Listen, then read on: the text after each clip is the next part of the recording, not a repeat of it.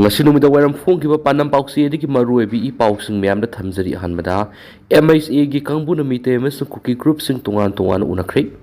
Ministry of Home Affairs MSA gi North East Advisor AK Mishran Lusingba Ministry sigi timma man hawkiba numit nini Manipurda laiduna mite amasung Kuki group sing unadur hawjuk Manipur oiribi issue sigi matangda wari sanar sapsab yana pam purak ngamdabana makhatana wari sanakhigadari Ministry of Home Affairs ki North East ki Advisor AK Mishran Lusingba mute kangbuama hawkiba leba popo numita Manipur laktuna Kuki amasung mite gi group singa unakibane mute kangbuaduna hawkiba leba popo numita Chuchampur satuna Kuki Job Council Kotu ITLF amasum Perzol amasum Ziribam the base over Indigenous Tribal Advocacy Committee ki mute singa Chuchampur DC office to wari sanaki Ripamaduna Thasigi Nipana Kangpok Pita Tokiba Togdok Free movement, separate administration amadi tungan issue kya da wari sanaki adumapo mipam madura sabsabu wapam amada yanama purak pungam kidabana makhatana mipam pangthokpada yanaki haina Kuki lusingba mana fudurakli Thasigi amada Union Home Minister Amit Shah na siya lawduna Delhi da pangthokiba awangbata ki security mipam pangthoktuna March 9 gi Manipur gi lambisingda free movement oihalagani haina Home Minister na laktokibane Home Minister na khangalakpi ki matungina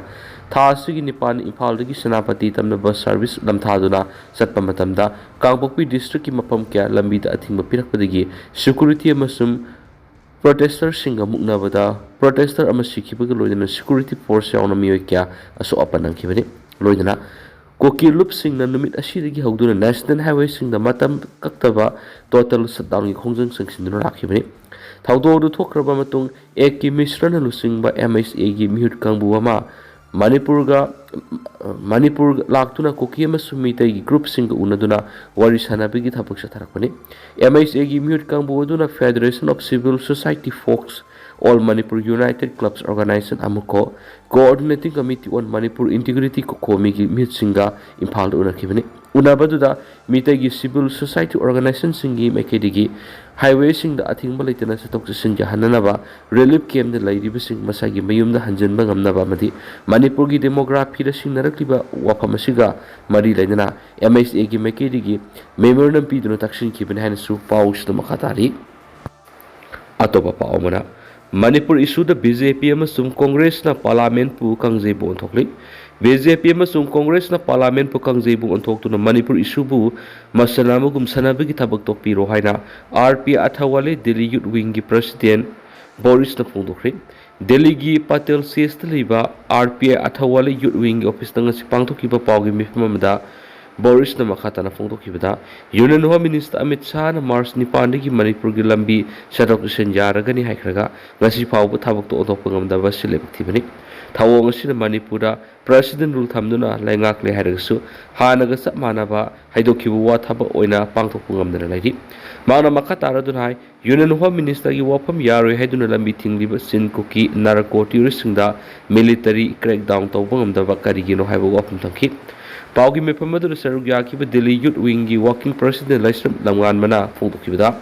Parliament mifamna Manipur gi issue puthokuna BJP amadi Congress na punnabigi mod irang asigi warusin ama puraknaba ama tuoina khonabana hena afaba khongthang oigani haiba wafam thamki amaromnana LSTV amadi Kawi Union Manipur na sajibu nong mapan basairauba punna pangthok minaragani lakthokre Lining Thau Sanamai Temple Board LSTV amadi Kawi Unit Manipur anin handak sahidagi hauna sajibu nong mapan basairauba punna pangthok minaragan haina lakthokre amaromda hayeng khongban upong yumpham sanamai lambi da laiba Lining Sanamai laisangda nauna installation tawba kilowatt taragi rooftop solar system MSPDCL ki Managing Director Hizam Santi Kumar Sangakre Lining Thau Sanamai Temple Board na sinduna Lining Thau Sanamai laisang na pangtok sanga bigi thoramamadi sajibu serauba punna pangtok minana walakthopigi thoramadura MSPDCL ki Managing Director Hizam Santi Kumar LSTV ki Vice President Bidepati Sanjam Elias Wakalam Jingba Kawi Union Manipur ki President Dr. Malangmai Hirakabui LSTV ki Senior Board Member Kaisam Ibomsa LSTV ki Member Namoizam Tomba LSTV ki Kabui Luisangi Sanglakpasu Oiriba Kabui Customary Council ki President Kamson Gangmumai Kabui Amadi LSTV की member secretary Maistam Sibadata Luang Saryaki Rooftop Solar System Sangabaga Mari Lena MSVTCL की Managing Director Hizam Santikumar Hai Lining Thau Sanami Lasang the Rooftop Solar System Installation Torakpasi at a temple board sing the suit Tamzani Prime Minister Gi Suryagar Amuphat Visual Yojana gi Makhada domestic consumer sing the rooftop solar khilaga consumer oibadanatana mana puthokliba mai du grid ta yonba yabi kudong saba piri hairibi scheme sigi Makhada consumer sing the thagi thiramba research handaba ngamlagani loinana khong thang sina state asigi sitmi lon sauna kana ba piragani masigi matakta fossil fuel sizinaduna mai puthokpi sang swan than ngamlagani loiba naiba malemgi resourcing sizinaduna mai puthokpi muhutta loiba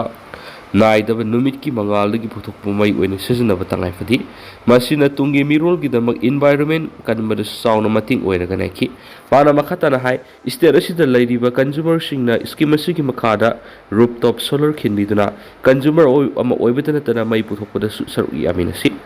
scheme asigi makhada piriba kana basing puna lauminasi ahan ba hudokpi sel puthokpa ngamdrabasu nationalized bank amadigi loan lauduna hairiba rooftop solar khinbagi thaba asi arrive among the Tawiyagani Haikenasu, Paus the Makatana Fundokli. Tauramaduga Madidan LSTV ki member secretary Maisnam Sibadata Luang Hai, Nasilasang Sita Pekasaribas of Torankiasi, Lebak Miamna, Lining Tausana, Memedi Imali Mirrel, Sidabi the Katpira, what Tareki, Senzasing Sinangam Sabani. Miamna Katpira Potereki Senzasing LSTV na, Yamna section Tungshin Jarabamatung Tabakayasi, Bekatangam Zabanaki. Priyas NEET Biology Sangai Pro NTA NEET UG Biology Admission Hausari Class 10 Thakraba Mahiroi Singidamakta Tha Marigi Foundation Course Amadi Class 12 Thakraba Mahiroi Singidamakta Lakliba NTA NEET UG 2026 ki Tha Nipan ki target course pizari High River Class in a Simatic San experience Lairaba faculty sing the Takpigani Aquina Pizza River Kutong Sabasing and clear basic concepts easy memory tricks regular test series PYQ analysis mock test na singmani Loina Matic San equip oiraba smart classroom facilities pizari Mars ki tang kunamadi April ki tang ahumdigi class si mathang sina haujaragani thuna lakpiduna mingsan biu akupa modor gi damak Priyas NEET Biology Sangai Pro FCI rota lakpiduna amadi aikoi gi contact number 7005534385 natraga 7005376151 pau fobiro Amaramdana Mataulai bi hatpada senabasing mapunsi supa kasum sangna thambigi serak piu Damendra Thoksam ongbi mataulai bi hatpada senaba mioi sing mapunsi supa kasum sangna thambigi serak piu haina laikhidrabi mataulai bi gi mabung singtham Damendra na taksilakli wapam asi tha asigi haukiba saisa tareta singnanga oiba mawongda malom teraka pukri asawadi gi asi baksang oina phangkibi thoksam ongbi mataulai bi gi mangani lehun tambagi thoronga mari leinana pongdokibani ningsing bayabadi laikhidrabi mataulai bi changangai maning lekai digi malom khale kai da mayum panmani maki mapu roibi gi ming thoksam to makawi mataulai bi na ising ta duna leidam khiba phiba mamadi masada